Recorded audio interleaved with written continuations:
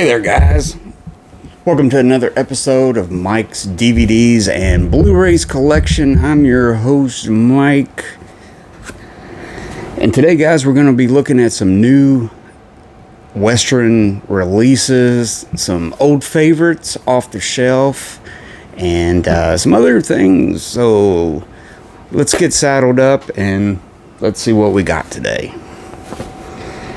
First off, this is a really cool release. Picked it up at Walmart. I think this is part of, they've been featuring some steelbooks here lately. And I was going to put this with a steelbook video, but I just had to put it on the Western Roundup. This is from Shock Factory. And this is a really good 4K Blu-ray combo of the Magnificent Seven.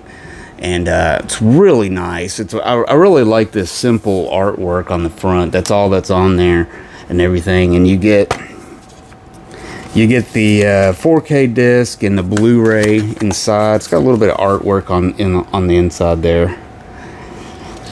But overall, really good. Got to watch this recently. Got to sit down and watch it, and really impressed with it. I mean, I do have it on Blu-ray, and I believe I have a DVD copy of it that's with a multi-pack.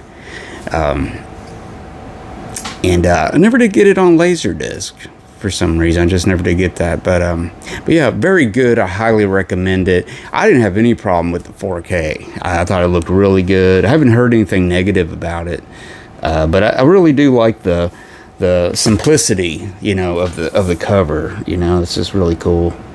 It's probably some of the original poster art. So yeah, really good. Pick that up. Next up, this was a Warner Archive collection. One that's been in my cart for a while in Amazon. And I finally pulled the trigger on it. And it was a pretty good movie. Not too bad. But yeah, pretty good. Gary Cooper stars in Springfield Rifle. Pretty cool movie. Basically talks about the guy that kind of brings the Springfield Rifle together and everything.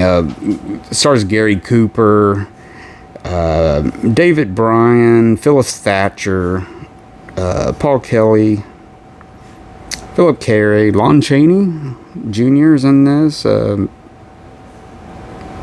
Alan Hale Jr., the skipper, he's in this. This was directed by Andre de Toth. I really like him as a director. He was famous. He had an eye patch. He was briefly married to Veronica Lake, and he did some pretty good movies. He did about 4 or 5 with Randolph Scott, which were really good. And then he's done some really good film noir over the years. But yeah, this is a really good DVD. I was gonna say, but yeah, this movie came out. I think this is 50 or 52. What is? I want to say for sure. I think it's 52. But you know, famously 2 years earlier, James Stewart came out with the Winchester 73 and stuff like that. So it pretty cool. I mean, Gary Cooper is Gary Cooper. I like James Stewart better in Winchester 73 than Gary Cooper in this, but Gary Cooper is really good. You know, he's very stoic, kind of laid back and stuff, and you know, but by the time the 50s came, he was getting kind of old. You know, he was getting kind of, you could see him when he walks a little slower. He's kind of, his body's probably feeling all the, you know, jumping off horses and stuff over the years, and you know, wrestling them actresses that he was famous for being with, and all that funny stuff. But yeah, you can really tell that he's you know, getting up there and everything. Kind of gets around a little slower and stuff, but really, it's a good movie. I mean, I'm not putting the movie down but I'm just saying, Gary Cooper, you know, he's starting to show his age a little bit. You know, I mean, he would do.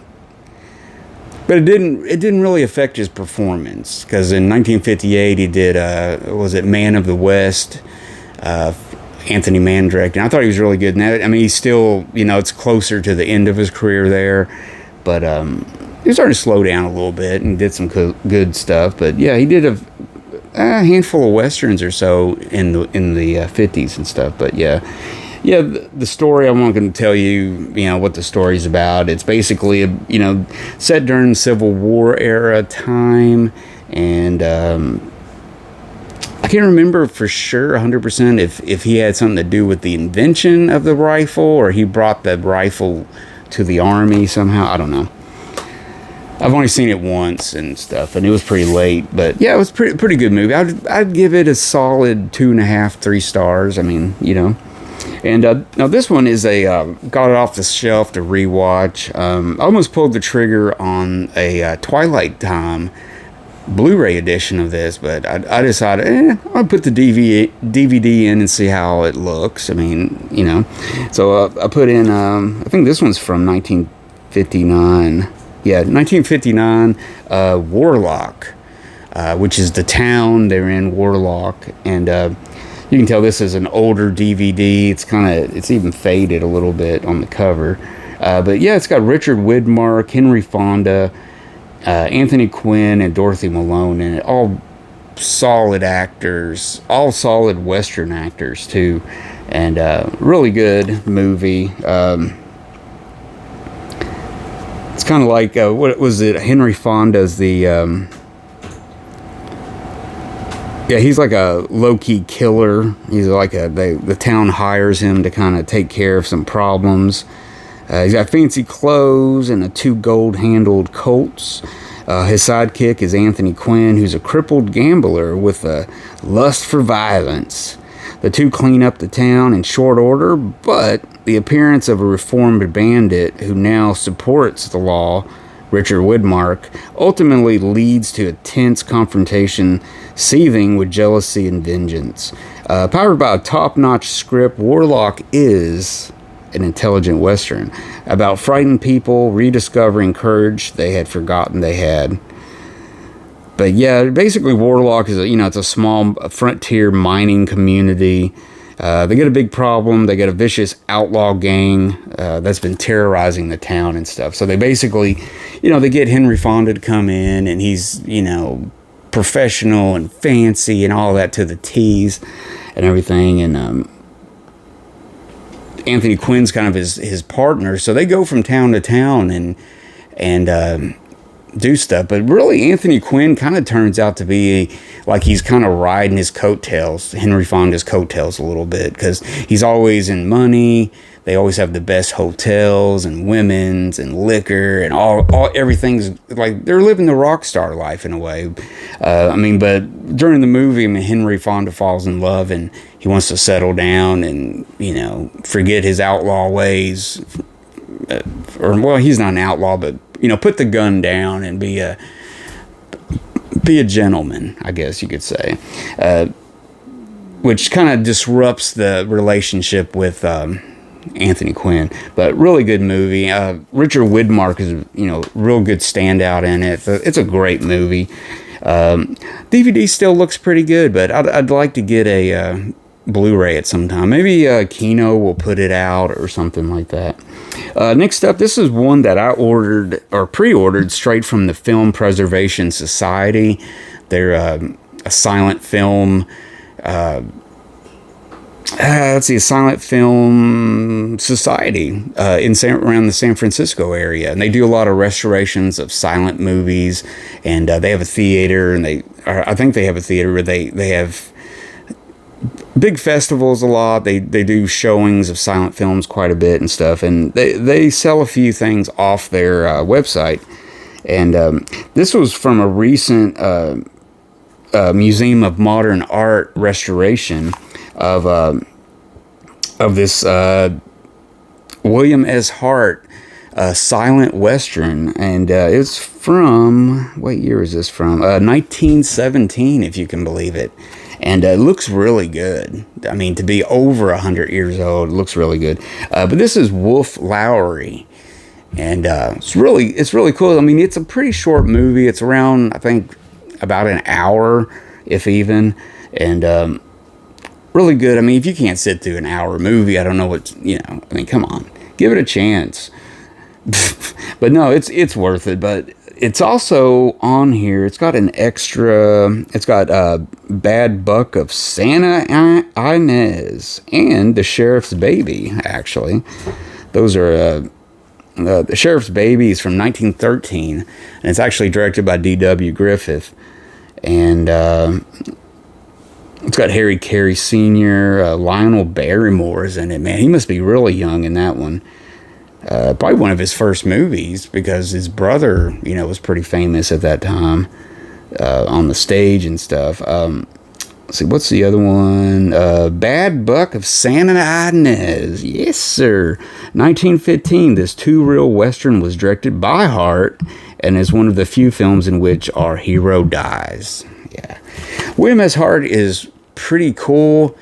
I'm really curious about him. I really want to know a little bit more about him. I want to see more of his films and stuff.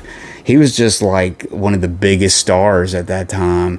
But, by the 1930s, I mean, he was almost starting to be forgotten a little bit, And so by now, a lot of people don't know who he is, but he was one of the biggest movie stars of his time. Definitely one of the biggest Western movie stars and everything. So that's really cool. I mean, Wolf Lowry is a good one. I've only got a few of his films because a lot of them are lost or they're just not on really good media and stuff. But that's on Blu-ray, and it's been just restored by the Museum of Modern Art. It looks really good. And I hope they put more out over time and stuff. So yeah. So this next one is a new one for me. Never saw it before. It's from Warner Archive. It's called Skin Game, and this is from 1971. It's got Lou Gossett, later on known as Lou Gossett Jr., Susan Clark, who was later on Webster, Kids from the 80s, the little kid and the ex-football player, and it's got Ed Asner in it, who would later be a pretty big TV star, but mainly James Garner, and it's a really good movie. What it is James Garner, a white guy, Louis Gossett Jr., a black guy. This is during slave times and slavery days and all that in the West and the South and whatnot. But they got a scam going where he basically takes Louis Gossett and he sells them in these slave cells, and then they split the money. He gets them out of that somehow and stuff like that. But it gets really, really good. It gets really interesting. I mean, I don't know. It's got a great story. I'm not sure they would make something like this today, but never at any part do I think, Louis Gossett Jr. looks like he's being exploited in the movie or anything. It's a good story, and I think they come out on top. So, pretty good, interesting movie. I mean, and you can get this for about $9.99 on Amazon. So, yeah. So yeah, I would invest in it. Pretty good. I liked it, and I would definitely rewatch it again. It's kind of part of all those early 70s movies that came out. There's a whole bunch of different ones. I'm getting ready to watch an earlier what's his name? Gosh, what's his name? Gene Hackman. It's an earlier 70, 72, 73 Gene Hackman movie, I think. I'm getting ready to watch that. It's a Western. I've never seen it before. Next one, another new one from Warner Archive. I'm really just getting those Warner Archive DVD releases, let me tell you. This is one that I would normally probably not go for because it's such a studio picture. It's such a polished picture. Everybody looks clean, and it's just, how MGM did things. And I normally wouldn't get these glossier MGM type westerns because they were just straight up, plain stuff. But anyways, I don't have a lot of Clark Gable movies, and he did quite a few westerns in his time. But this one has a cast that's a cast to die for. That's been really good in so many movies. This is a movie called Honky Tonk, and it's from 1940, I believe. It's got the lovely Lana Turner who's she looks pretty young in this one, but she, not young, but she looks a lot younger. Frank Morgan, the Wizard of Oz himself, the great Claire Trevor, who's been, previous year she was in Stagecoach, John Ford's. It's got Marjorie Main, she's funny. Albert Decker, Chill Wills, he was kind of young too. You almost don't recognize him that well because I'm used to him from the later 50s movies and stuff. But yeah, directed by Jack Conway, who was a studio contract director.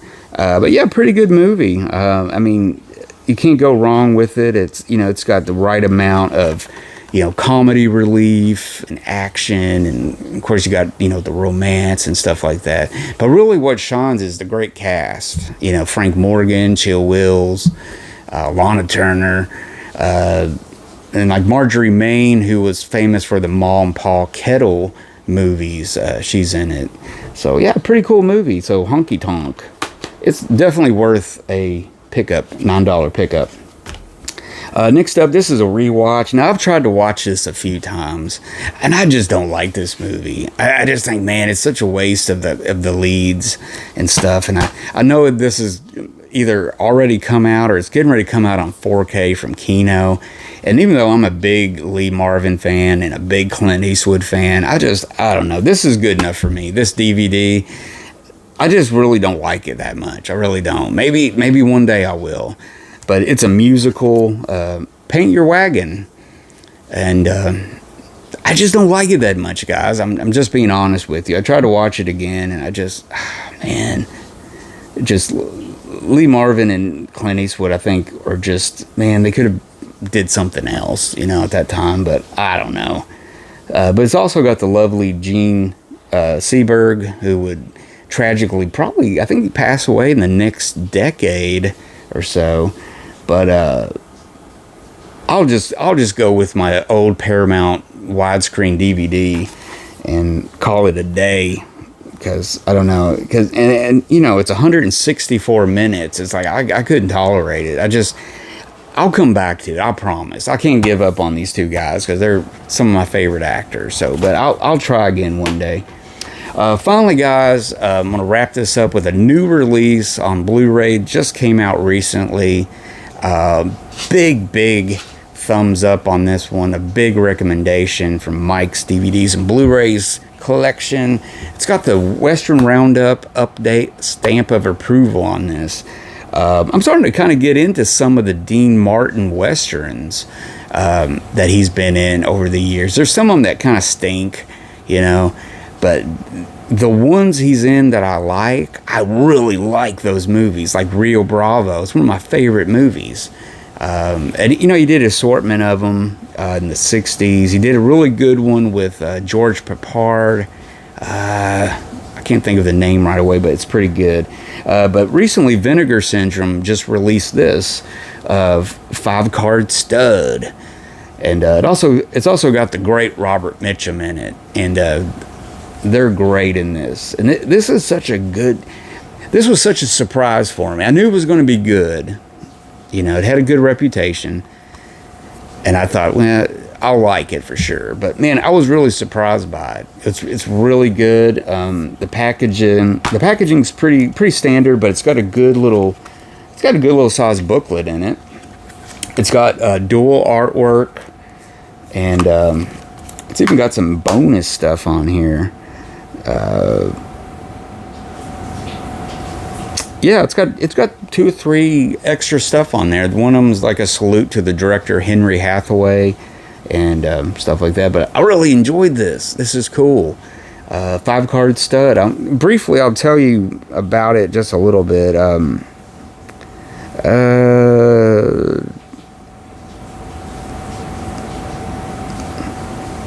Well, it has a lot to, obviously it's got a lot to do with 5-Card Stud and gambling and everything like that. I'll just keep it a surprise. This would be a good blind buy for someone. Like, if you've never seen it, never heard of it, just buy it.